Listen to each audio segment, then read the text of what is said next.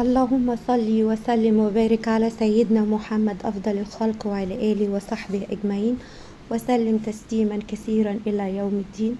صباح الفل، صباح الورد، صباح الياسمين.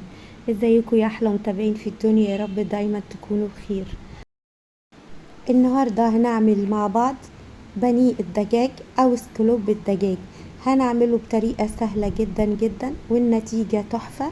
هقول لكم على وصفتي المعتمدة للفراخ البانيه مع قشرة ثابتة ومقرمش من بره وطري من جوه، وازاي تفضل مقرمشة معاكي لفترة طويلة. زي ما احنا شايفين كده اللي موجود في الطبق ده نص كيلو بانيه. بصراحة انا ما قطعتوش، انا قلت لبتاع الهايبر هو اللي يجيبه جاهز كده يقطعه، وهو تقطيعه سهل جدا جدا. بتجيبي نص الصدر وتحطيه كده على الرخامة وسكينة حامية وتبدأي تقطعيه شرايح رقيقة جدا زي شرايح البفتيك. ومعايا بولة كبيرة. انا دلوقتي بحضر التتبيلة بتاعة الفراخ اللي هسيبها فيها. بصلتين كبار كده وطحنتهم في الكبة ناعم. كل اللي انا عاوزاه من البصل ده، انا عايزة ميته اكتر من التفل بتاع البصل. ونزلت عليها بواحدة زبادي، اي زبادي عندك، الزبادي المغلفة او البلدي بتاعتنا، اي زبادي هتدي نفس الطعم. وبعد كده نزلت مع معلقة توم باودر، معلقة بصل باودر، معلقة فلفل اسود، معلقة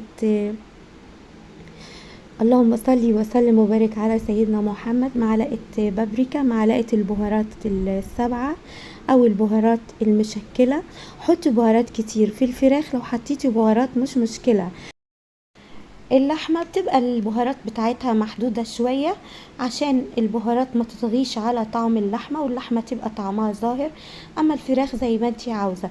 بعد كده هنزل بشوية خل حلوين، وجبت ليمونة وعصرتها ليمونة كده تكون كبيرة ومليانة مية، بتعصريها على التتبيلة دي. بعد كده الفراخ هنقلب التتبيلة كويس قوي قوي زي ما انتوا شايفين كده، خليناها لون واحد. بعد كده بتجيبي الفراخ اللي انت جايباها تحطيها في محلول النقع. وقلنا محلول النقع اكتر من مرة، عبارة عن ليمون ودقيق ومعلقة طحينة وملح، وتسيبيها 3-4 ساعات. بعد كده بقى بتقلبي الفراخ دي من تحت لفوق ومن جميع الجوانب زي ما احنا شايفين. ما هكذبش عليكم بقى، انا سبت الفراخ دي في التلاجة من بالليل لحد تاني يوم، وطبعا كان طعمها تحفة. شايفين لونها ازاي من التتبيلة؟ لو انتي مستعجلة يبقى اقل حاجة 2-3 ساعات. انا سبتها في التتبيله دي وبعدين نضفتها كويس قوي، لان انت لو ما نضفتهاش من التتبيله يبقى الكفر مش هيلزق عليها وهيقع منك. بعد كده حطيتها في دقيق من فوق ومن تحت كده. تبليها، طب بططيها كده كانك بتبططي قرصة عشان تشرب دي، عشان ما تفكش مننا الكفر اللي بعد كده. ونزلت عليها في طبق بيض. دول بيضتين حطيتهم في طبق وحطيت عليهم ملح، حطيت عليهم فلفل اسود. وقلنا قبل كده ان الفلفل الاسود بيضيع الزفارة بتاعه البيض لو انت بتعملي اي حاجة حادقة. هشيلها كويس قوي كده من البيض وهنزل في الكريسبي بتاعنا. الكريسبي ده بيتباع في السوبر ماركت، حلو قوي قوي وجميل جدا جدا، احلى من البقسماط بكتير وادى نتيجة تحفة. عاوزة اقول لكم كانت بالظبط زي الجاهز، بس طبعا انضف كتير لانك عارفة انت اللي عاملاها بايدك ومتأكدة من حيث الجودة بتاعتها والنظافة بتاعتها. بططي عليها كويس قوي قوي كده لحد ما ما تتغلف كلها بالكريسبي المقرمش ده. جميل جدا جدا وحلو قوي، جربوه، حلو قوي قوي، احلى من البقسماط وبنفس تمن البقسماط، مش غالي وموجود في الهايبر او عند العطار.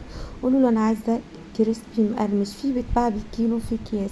انا هعمل الكميه دي كلها وبعد كده نرجع نشوف مع بعض عشان ما طولش عليكم الفيديو. زي ما احنا شايفين عملت الطبقه الاولى وحطيت عليها كيس نايلون بتاع التلاجة، فتحته وحطيت عليها الطبقه التانية. ليه ما حطيتش كله على بعضه؟ عشان ما يلزقش، لازم يكون في فاصل بينهم. وسبته في التلاجة ساعة وبعد كده طلعته زي ما احنا شايفين كده. طاسة على النار وفيها زيت غزير، نزلت على الطاسة بالفراخ البانيه بتاعتنا. طبعا كان الاول على نار عالية عشان الزيت يسخن، بعد كده هديت عليها النار وده شكلها النهائي. بعد ما خلصت شايفين اللون الجميل ده والقشرة الثابتة كريسبي من بره وطري من جوه، لونه ذهبي وجميل جدا جدا ولونه اصفر ذهبي. الكفر موقعش ومستوي وجميل جدا. حاولي تعملي اي حاجة في البيت عشان انتي ضمناها من حيث النظافة والجودة بتاعتها، وما تعمليش بره، وبيوفر لك كتير جدا جدا. مقرمشة من بره وطرية من جوه. وما خدتش مني 5 دقايق على النار. جميلة قوي قوي، موفرة في الوقت، موفرة في المجهود، بسيطة جدا، شكلها تحفة يجنن، طعمها كان حلو قوي. زي ما احنا شايفين شكلها كده بيتكلم عن نفسه، طعم احلى كتير كتير كتير. ممكن تعمليها مع مكرونة وسلطة، ممكن تعمليها مع سلطة طحينة واي سلطة انتي عاوزاها. جربوها بنفس الطريقة هتعجبكم قوي قوي. ودعوة حلوة كده في التعليقات بظهر الغيب. اشوفكم على خير ان شاء الله في فيديو جديد ووصفة جديدة. باي باي.